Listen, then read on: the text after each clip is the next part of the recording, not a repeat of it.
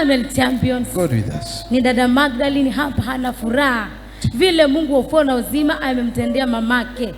Anasema ni wiki kama 2 zimepita, mamake alikuwa anasumbuliwa na tumbo sana. Wakachukua hatua ya kumpeleka hospitali Makadara. Akafanywa scanning. Baada ya kufanywa scanning, akapatikana akona uvimbe kwa large intestines na small intestines. Akona uvimbe pande zote. Akona uvimbe kwa large intestines na small intestines huko mwisho. Wakasema kwamba wanataka wahakikishe kweli kama hii uvimbe iko ndio waanze matibabu. Lakini kabla ya kwenda kupimwa tena mara ya pili, wakasema watakupigia simu dadi. Wakachukua hatua ya kukupigia simu. Ukamwombea huyo mama yao. Baada ya kuombea huyo mama yao, wakachukua tena hatua tena ya kwenda kupigwa picha tena sasa. Baada ya kupigwa picha ya pili. Baada ya maombi hiyo. Baada ya maombi sasa.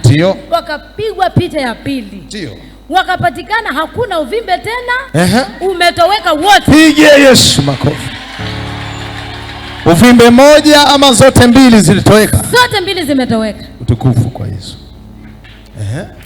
Emmanuel Daddy. God with us. Emmanuel Mami. Namshukuru Mungu wa madhabahu ya ufufuo na uzima. Kuna kipindi hapo nyuma mamangu alikuwa mgonjwa sana, alikuwa anasumbula na tumbo. So tukampeleka hospitali pale Kilifi mara ya kwanza, akapatikana akona growth kwa at the front and at the end of both small and large intestines. So hii hali ikawa imetukoroga sana, ikawa imekuwa changamoto kwetu.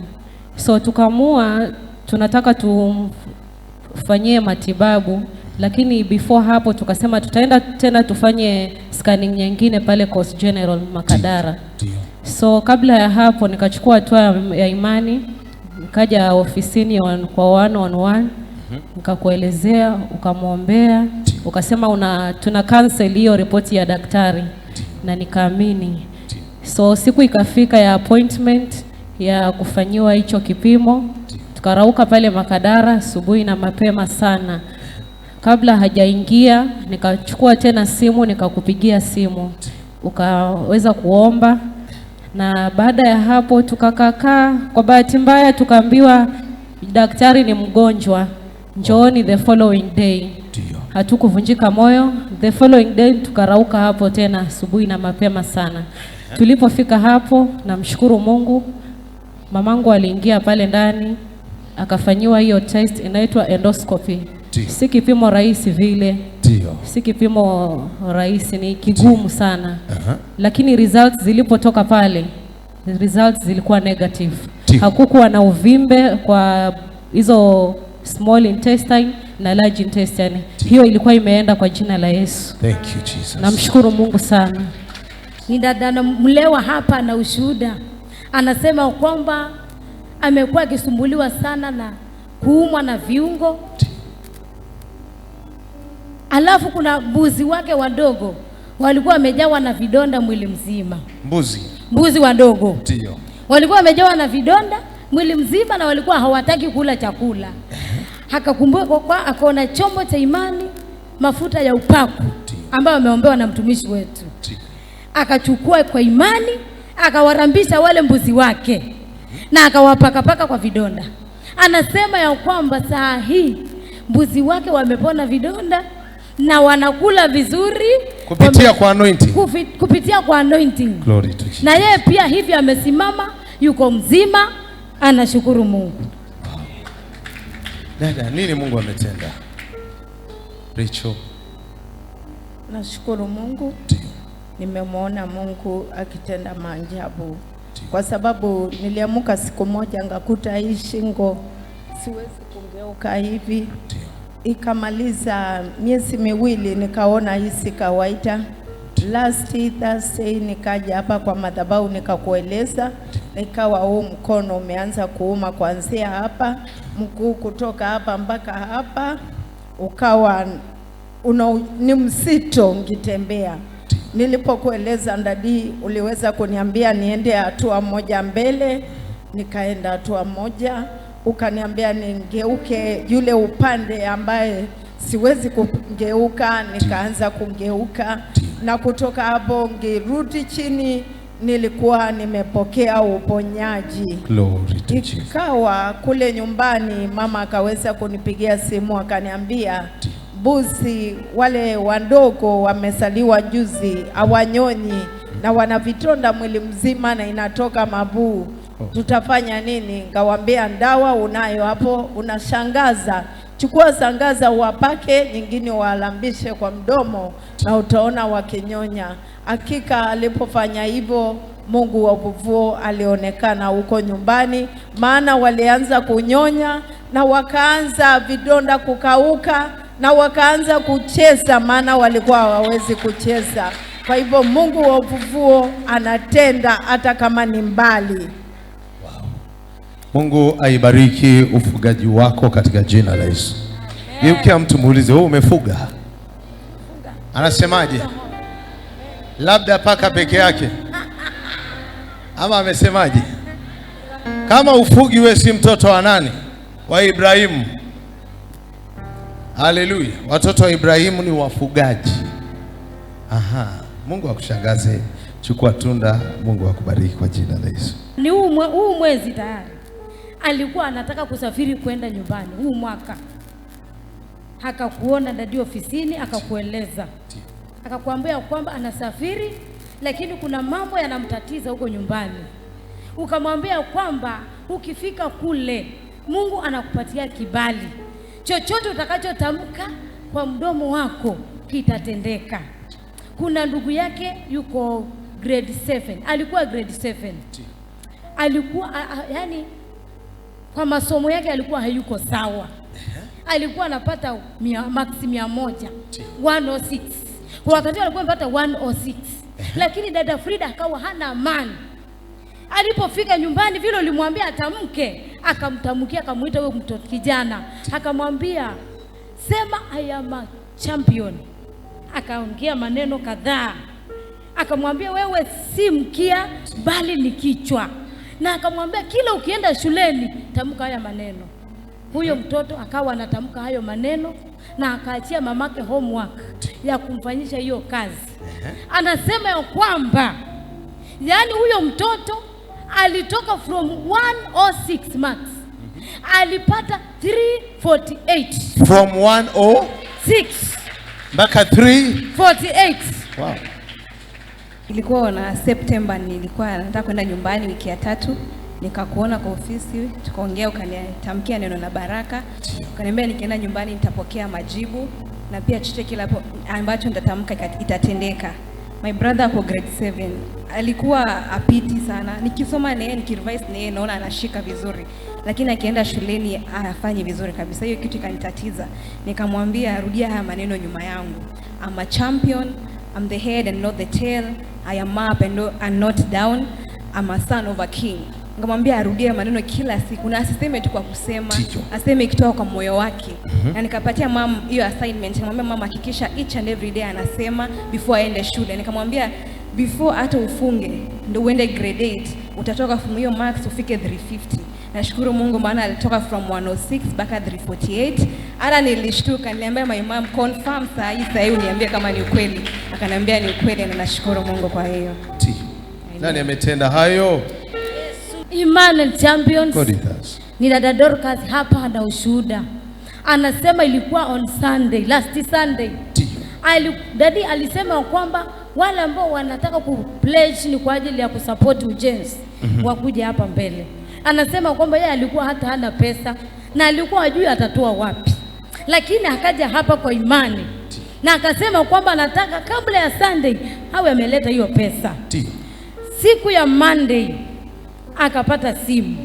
Akasikia kitu imeingia kwa simu. Kuangalia ni pesa 6,000. Anasema kwamba kuna mtu alimtest last year. Akamwambia nipigie simu. Huyu dada akamwambia sina credit. Akamwambia nitakutumia credit. Sasa hiyo wiki iliyopita, sasa hiyo Tuesday, huyo mtu kumbe ndo alikuwa amemtumia hiyo 6,000. Akishangaa hii pesa imetoka wapi? Huyo mtu akampigia akamwambia kwamba ni yule mtu alikupigia simu kamwambia una credit. Hiyo ndio credit nimekutumia. Chukua. Akapata pesa ya kutolea Mungu kwa ujenzi, kwa imani. Credit ya 1000 ngapi? 6. Emmanuel. Good is. Ilikuwa Sunday, wakati umeitana watu wa kutoa pesa ya kununua chuma. Ndio. Mimi nilikuwa sina pesa, lakini nikasikia kusukumwa tu nisimame. Nikatoa pledge. Na nikawa sijui nitatoa wapi pesa. Ndio. Sasa Monday nilikuwa nimezima simu, maana nilikuwa kwa mtihani. Ndio. Ikafika saa 7 nikafungua simu. Message ya kwanza ilikuwa M-Pesa. Nikapata ni 6,000 imetumwa. Sasa mimi sikujua ni nani, maana hiyo jina sikujua ni ya nani. Kuna mtu alikuwa ameniambia atanitumia credit since last year. Akanipigia simu akasema, hiyo pesa nimekutumia ile credit ambayo ulikuwa umenitisha. Amen. Ni kijana wetu hapa Johnson. Ndio. Ana ushuhuda. Alikuwa anasumbuliwa sana na tumbo. Ndio. Ya ulcers. Ndio. Kwa miaka mingi tu. Akawa ulcers.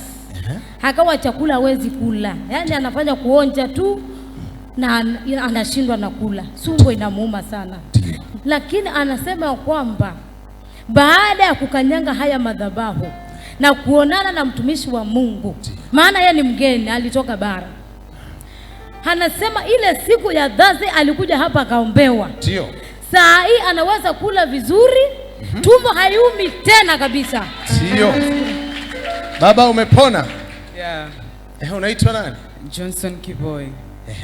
Emmanuel. God with us.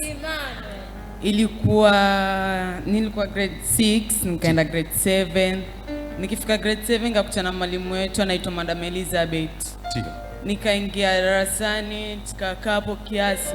Kesho yake nikakuja darasani, tukamkia hapo, tukakaa, nikaanza kusikia tumbo inauma.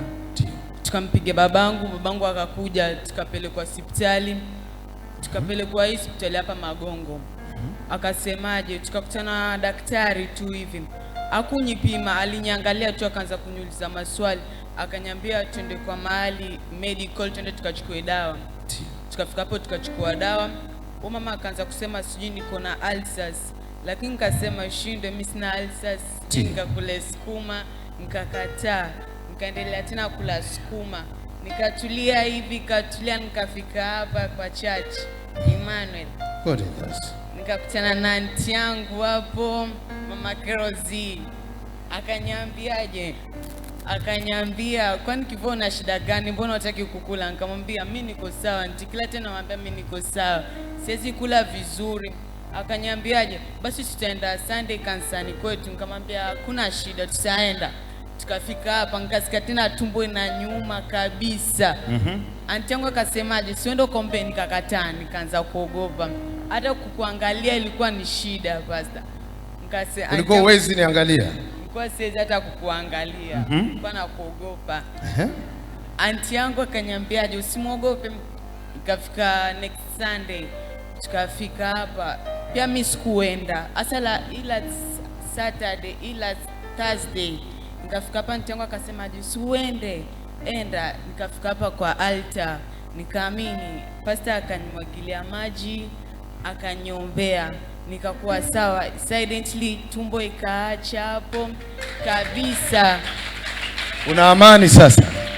Niko na amani, na aunti yangu alisema hapana, cheza na Mungu ufufuo kwa sababu ni mkali. Yuko wapi aunti? God bless you aunti yake. Amen. Umepona kwa jina. Na niko na kitu kingine. Nilikuwa nikivaa bracelet nyingine hapo nilinunua. Nilikuwa nikivaa, ntangu anasema kwani Kivyo na shida gani? Namwambia naumwa na kichwa. Naumwa na kichwa kila time. Akasemaje kwani nini hiyo? Akaniangalia kwa mkono, akakataa mpaka mtoto wake ivae kwa sababu ilikuwa ni kitu mbaya hivi kama bracelet. Ndio. Hata ninayo hapa. Hebu tuione. Hii hapa. Ulikuwa ukivaa? Nilikuwa nikivaa na mwana kichwa all the time.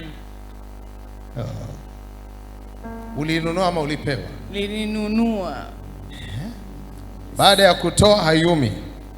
Nikatoa Ayumi kabisa. Kivaa hii ya Arsenali? Arsenali iko sawa. Pigie makofi. God bless you. Isiwahi rudi.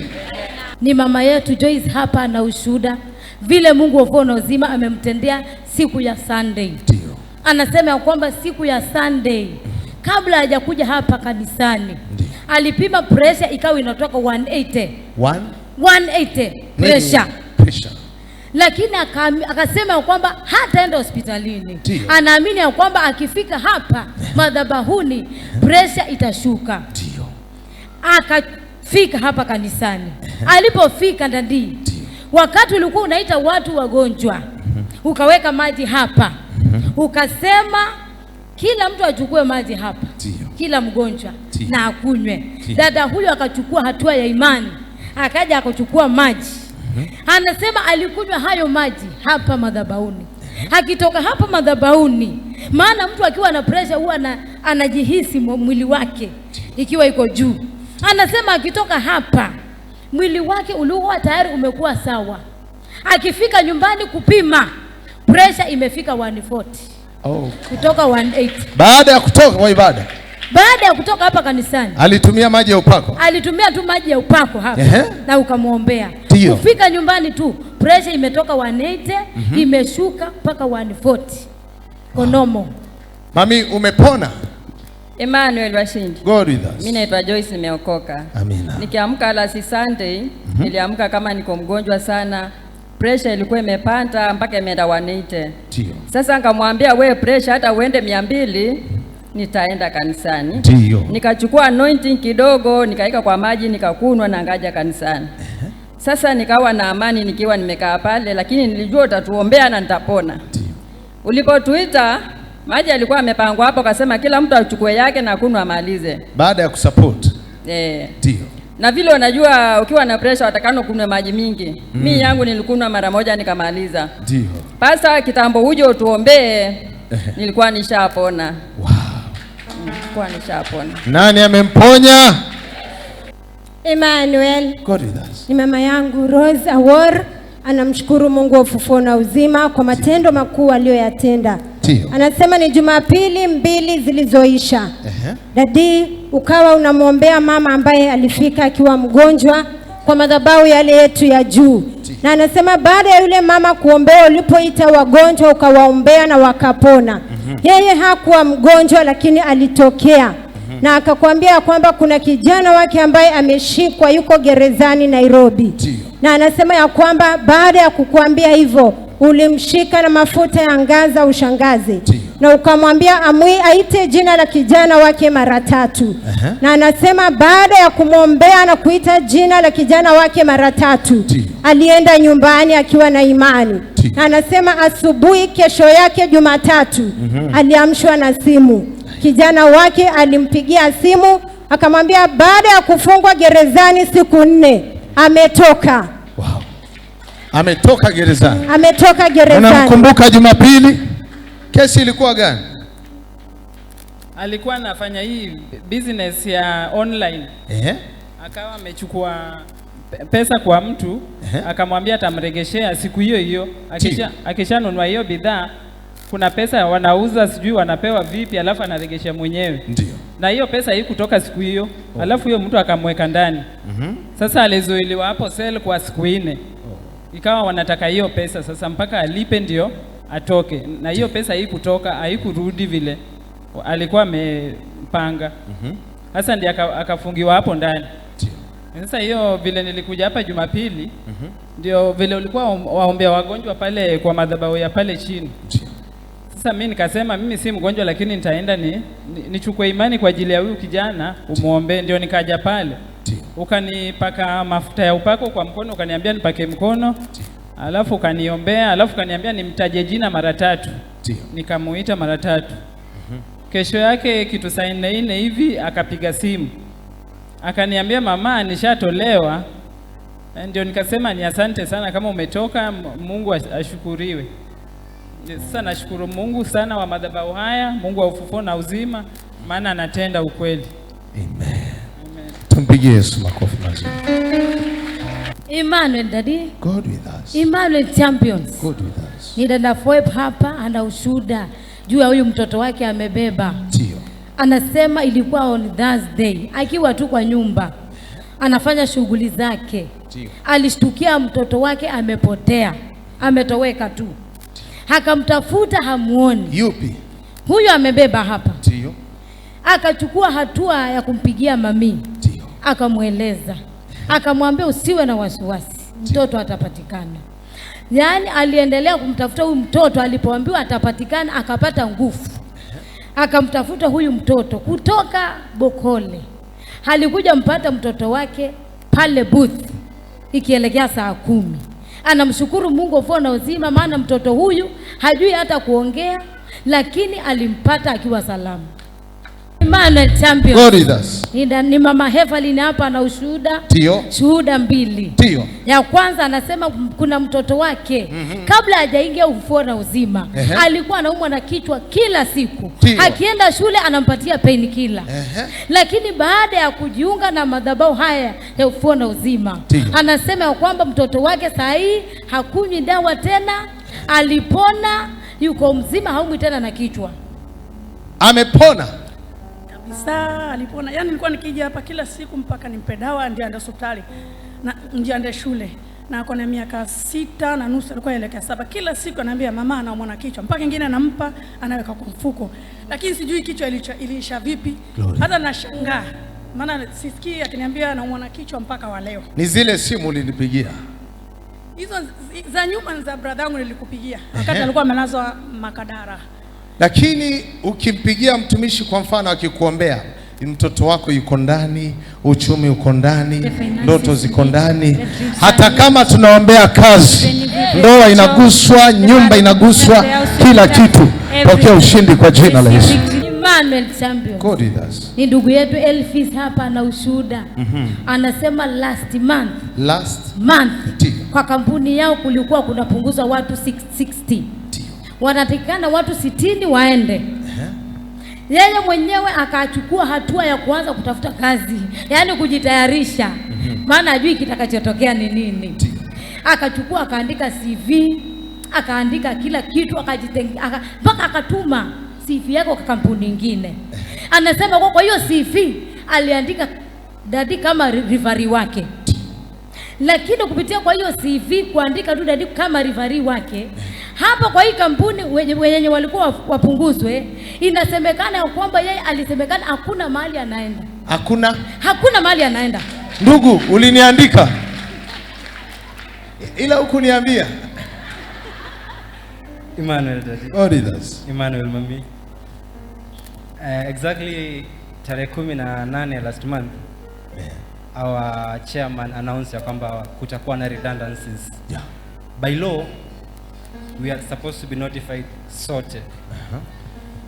So mimi nikaanza kujitayarisha kutafuta kazi. Kuna kazi nilikuwa nimeitiwa Nairobi, Siva. So nika apply na nilikuwa sijatengeneza CV kumaliza. So nikatengeneza CV. Nikakumbuka ya kwamba niko na baba wa kiroho. Sikukupigia simu dadi. Ndio. Si mazoea yangu kukupigia simu. Sasa nikaambia tu mke wangu nitamuongeza baba. Ndio. So nikaandika hapo tu majina tu. I didn't even write the phone number. Sikuandika hata ni church gani. Jina tu. Ndio. Richard Solitei Ngosi. Amina. So nikatulia. Nikakumbuka kwamba kuna kazi nyingine hapa Mombasa pia, nika apply through the same HR. So ile kazi nime apply Nairobi last year, they rejected me. Your name was not there. Thank you. This year they have accepted me. Wow. Because your name is there. Thank you. Nakumbuka sikupigia baba aniombee nikituma application. Nilitumia imani ya kwamba niko na baba. Ndio. Na popote ninapotuma jina la baba, baba anatangulia. So labda kuwahimiza tu, for those that are looking for jobs, muko na jina la upako la baba yenu. Tunatembea na wristbands hapa zimeandikwa majina ya baba yetu. Iko mpaka na namba ya simu. So tutembee na baba yetu. Labda tu kuwafunulia, kuna wakati niliota ndoto nikiwa na baba. na ile jeshi baba yetu anatembea nayo hata ya William Samoei Ruto ni kidogo. Tusizunguke kutafuta baba, tusizunguke kutafuta neema. Ile neema iko katika baba yetu, ni kubwa sana. Ndio maana sipigi simu, sababu ni kubwa, hata I'm not even supposed to be there. Hatufai. Yule Mungu ambaye anatembea na baba yetu ni wa kushangaza sana. Ikiwa niliandika note ya upako ya kwamba nataka firstborn son, I didn't even write a firstborn ati nipewe msichana ama kijana. I wrote firstborn son. Leo hii mke wangu ako pale na baby Abel. Amen. Note.